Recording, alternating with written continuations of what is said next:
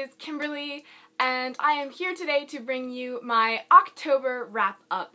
Now, October, like September, was a huge reading month for me.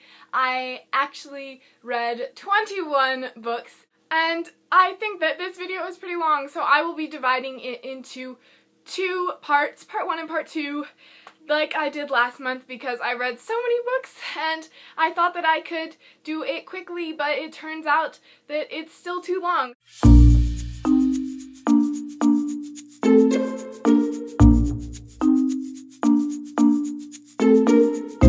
As soon as I finished this book, I tried to start the second book, but it was just like, I really needed a happier book for me in my life at this point, because I just needed some happy, feel-good book. Not a heart-wrenching book, but a heart-melting book. So I did not move on to the second book after this. I will hopefully be reading it this month coming up. But the second book after this I didn't read yet. I really wanted a sort of really happy, fun, heart-melting sort of book after that book, which kind of was really, really emotionally draining. So I read another contemporary book, which was the second contemporary book that I have read in a super long time. And I'm not usually a contemporary person, but I loved this series so much. I read it on my Kindle app on my phone and computer, so I do not have a book to hold up, but it was Anna and the French Kiss, Lola and the Boy Next Door, and Island the Happily Ever After by Stephanie Perkins. This series was wonderful. I especially loved the first two books. The third book I didn't like as much as the first two books, but it was definitely worth the read as well. So Anna and the French Kiss follows a girl, Anna Oliphant, who is going to her senior year of high school at a boarding school in Paris. Her father sends her there, and she doesn't really want to go at first, and then she ends up going there. She makes friends with the people there, and there is a romance, and there are a lot of different family issues as well, but it is so fun. I loved the backdrop of Paris, but the main reason I absolutely loved this book was Anna, the main character. She is so funny. I love her personality, and Stephanie Perkins writes this in first person present tense, so it is you're in her head totally, and every funny thought and remark she has, you feel like you are experiencing it in Anna's head, and it is absolutely hilarious.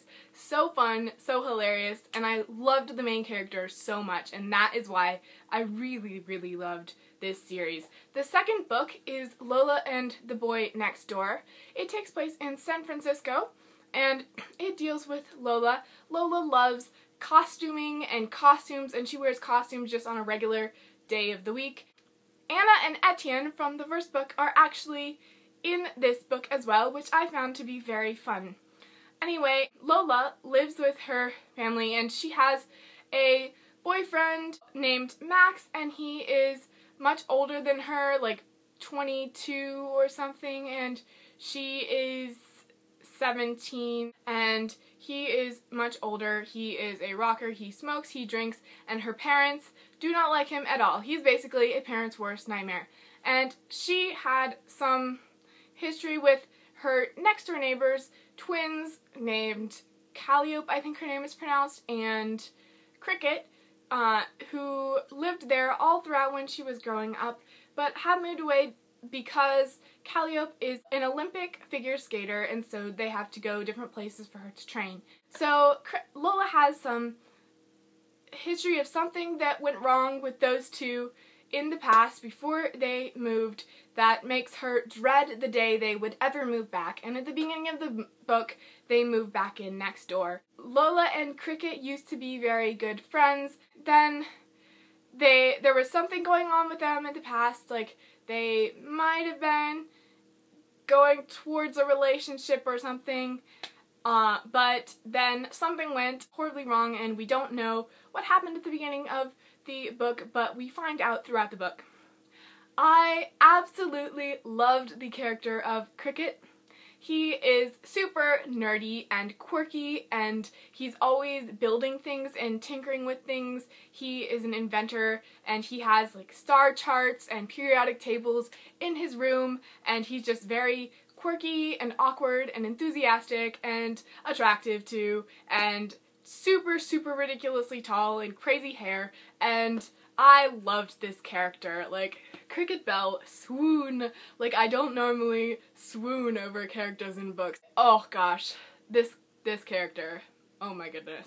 Like, he was so nice, like, so polite, and just, like, so nerdy and wonderful, and I loved this character so much. And his and Lola's relationship is very, very cute, and this book was just very, very sweet. And then I read the third book, Isla and the Happily Ever After. This book deals with one of the very, very minor characters from Anna and the French Kiss. It takes place in the boarding school in Paris that Anna and Etienne go to in the first book, and it also deals with one of Anna and Etienne's good friends, Josh, who is a year younger than them, who is now a senior there, and his relationship with Isla, and it is very, very cute. I didn't like this book as much as the first two, but I did like it. One thing that was really cool about this is that Josh is a really talented artist, and he's writing a graphic novel of his life, so you really get inside his head as well, even though it's from Isla's perspective. And you also get to see the characters from the first two books as well, which was super fun. And basically, overall, I absolutely loved this series by Stephanie Perkins, and it gives me hope for contemporary books for me, because I haven't really read them much in the past, but I really, really enjoyed these, and they were just like heart-meltingly cute, and I loved them. Following this, I read another ebook called Meant to Be by Lauren Morrill, and I'll try to put the cover here.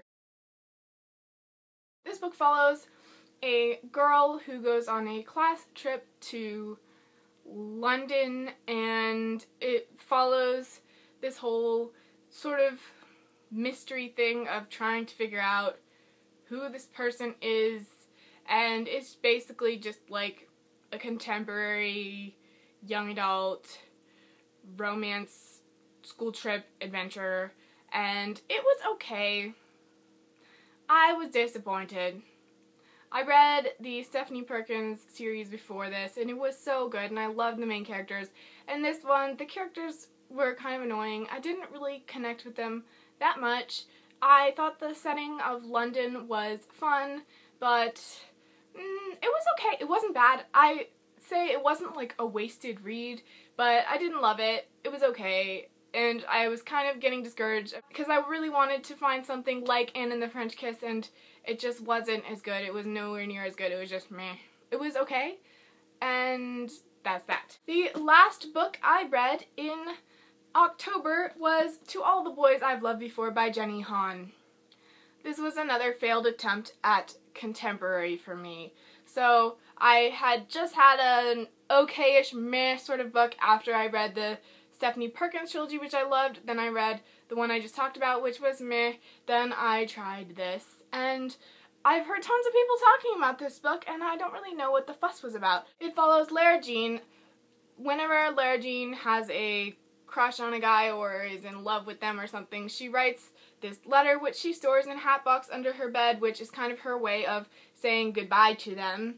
And then somehow they're accidentally mailed out, and so these 5 guys get letters from her, like basically love letters from the past, and it goes downward from there. And I did like the relationship between the 3 sisters in this and their single father, but overall I didn't really connect with the characters. I didn't really like the story that much, and I think I gave this like 2.5 stars. I didn't like it. I didn't hugely dislike it, but I felt it was kind of a waste of read. Like, the book before this, I thought it was okay. I didn't really like it, but it wasn't wasted that I read it. This book, I feel like I wasted my time reading it, because I just really didn't like it. But anyway, after those 2 failed attempts at finding a contemporary book that I would like as much as the Stephanie Perkins series, I decided that, yes, I still wanted to find some funnier, quirkier, upbeat books, but not that. I tried to figure out something that I could read that would be not like really depressing and emotionally draining, but that would be not a contemporary, because those ones I just was having bad luck with and getting discouraged with. So if you have any suggestions for any contemporary books that I would like, that are like Anne and the French Kiss and Lola and the Boy Next Door and all those, please suggest down below, because I am not really a contemporary person and I don't want to wade through a bunch of contemporaries that I don't really like to try to find the ones that I would like. So please let me know if you have any suggestions for me, and I would love that.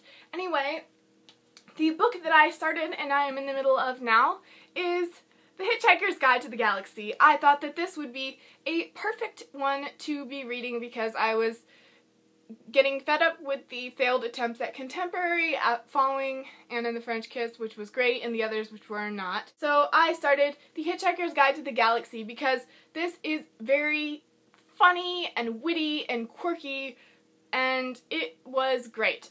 The problem with this in terms of finding something that is an easy fluffy read is that it is just so absurd that it is almost sometimes like requires intense attention to follow all the absurd things. For example, it starts off, far out in the uncharted backwaters of the unfashionable end of the western spiral arm of the galaxy lies a small, unregarded yellow sun. Orbiting this at a distance of roughly 98 million miles is an utterly insignificant little blue-green planet whose ape-descended life forms are so amazingly primitive that they still think digital watches are a pretty neat idea. This planet has, or rather had, a problem, which was this.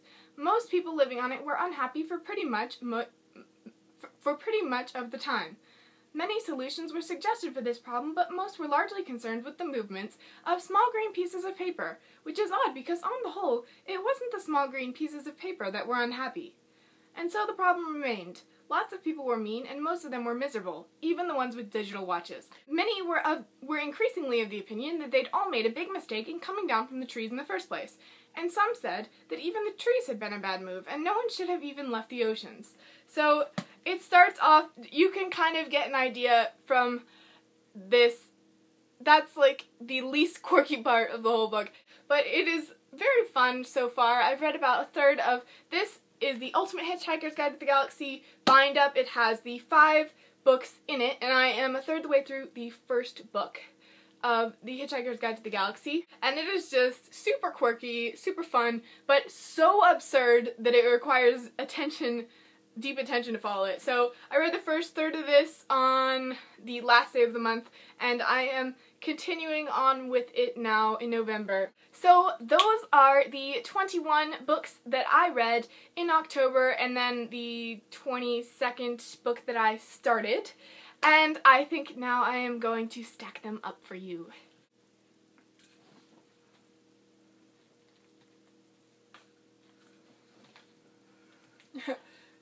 Oh my gosh. So, they're falling! Ay, Dios mío. Okay.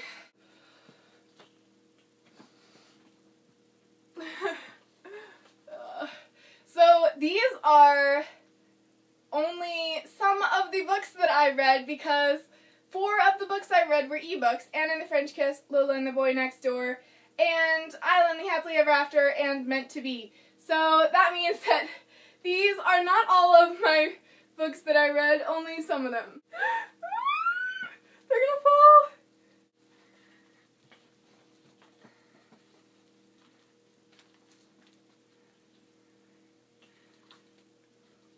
Anyway, guys, thank you guys so much for watching. That was a huge reading month for me, and I had a ton of fun reading those books. And let me know if you read any of these, what you thought of them, if you want to read any of these, if you have read any good books in October that you would like to tell me about. And if you have any recommendations for me, please comment down below, because I love recommendations and I'm always looking for good books to read. And yes, so thank you guys so much for watching. Bye.